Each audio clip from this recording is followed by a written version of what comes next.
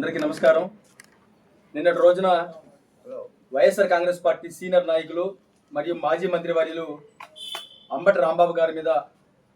కొంతమంది టీడీపీ అల్లరిమూకలు కావచ్చు, కొంతమంది టీడీపీ రౌడీలు కావచ్చు, గూండాలు కావచ్చు చేసిన దాడి అత్యంత నీచం, అత్యంత దురదృష్టకరమని మీడియా ముఖంగా తెలియజేస్తా ఉన్నా. ఈ కూటమి ప్రభుత్వం అధికారంలోకి వచ్చిన నాటి నుంచి ప్రజలకు చేయాల్సిన మంచిని పక్కన పెట్టి కేవలం వైఎస్ఆర్ కాంగ్రెస్ పార్టీ కార్యకర్తలని, నాయకులను లక్ష్యంగా చేసుకొని వాళ్ళని వేధించడం,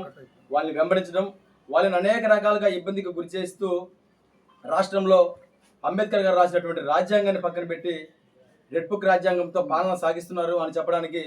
నిన్న జరిగినటువంటి అంబటి రాంబాబు గారి మీద జరిగినటువంటి దాడి ఒక నిదర్శనం తెలియజేస్తా ఉన్నా. గతంలో ఇదే కూటమి ప్రభుత్వం సంబంధించిన నాయకులు తిరుమల తిరుపతి దేవస్థానం సంబంధించిన ఆ దేవదేవుని లడ్డు ప్రసాదం గురించి కొన్ని నిరాధారమైన ఆరోపణలు చేస్తే వీళ్ళ ఆధ్వర్యంలో ఉన్నటువంటి సిట్, సిబిఐ ఏదైతే వీళ్ళు చేసిన ఆరోపణలన్నీ అవాస్తవం అని చెప్పి క్లీన్ చిట్ ఇస్తే దానికి సంబంధించి మా అధినాయకుడు జగన్మోహన్ రెడ్డి గారి ఆదేశాల మేరకు ప్రతి ఒక్క నియోజకవర్గంలో వెంకటేశ్వర స్వామి గుడిలో పూజలు చేసి ఈ పాలకులకి మంచి బుద్ధి ప్రసాదించాలని మేము పూజలు చేసి దేవుడి మీద నమ్మకంతో మేము శాంతియుతంగా మా యొక్క పోరాటాలను సాగిస్తూ ఉంటే ఆ పోరాటంలో భాగంగా నిన్న అంబటి రాంబాబు గారు కూడా దేవుడి గుడిలో పూజ చేసుకుని ఇంటికి వెళ్తే క్రమంలో ఆయన కారు మీద ఆడవాళ్ళు మగవాళ్ళని తేడా లేకుండా రాళ్ళు, రాడ్లతో, కర్రలతో అత్యంత ఘోరంగా, అత్యంత జుగుప్సాకరంగా దాడి చేస్తే ఆ ఆవేశంలో రెండు మాటలు వాళ్ళ గురించి మాట్లాడితే ఆ మాటలన్నింటినీ కూడా చంద్రబాబు నాయుడు గారికి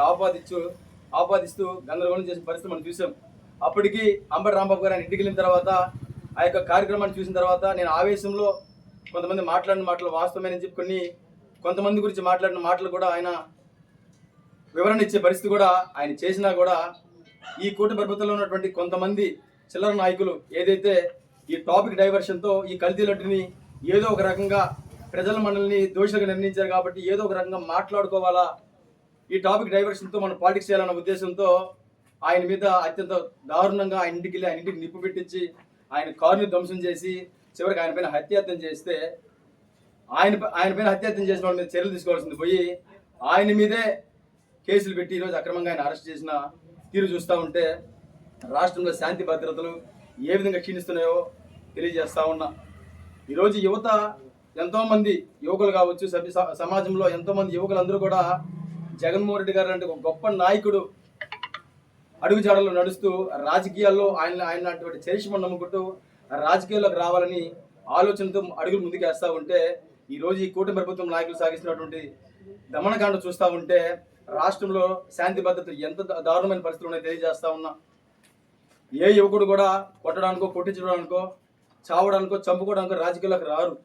ప్రజలకు ఎంతో కొంత మేలు చేయాలనే ఆలోచనతోనే రాజకీయాలకు వస్తూ ఉన్నారు. కానీ ఈ 2 సంవత్సరాల కాలంలో కూటమి ప్రభుత్వ పాలన చూస్తే దాడులు, ప్రతిదాడులతోనే ఈ కాలం వెలిపిస్తామని తెలియజేస్తా ఉన్నా. ఈ చిన్న స్థాయి నాయకులు, తెలుగుదేశం పార్టీ నాయకులు ఏదైతే ఉన్నారో వీళ్ళందరూ కూడా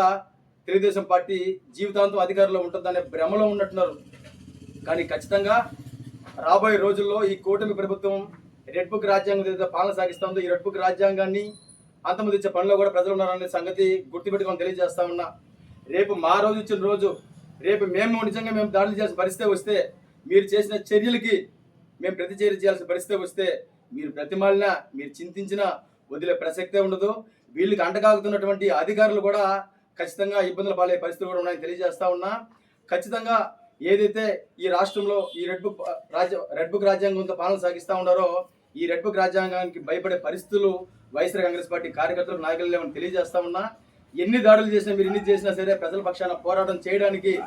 మిమ్మల్ని ప్రశ్నించడానికి వైఎస్ఆర్ కాంగ్రెస్ పార్టీ కార్యకర్తల, నాయకులందరూ మేము అండగా ఉంటామని,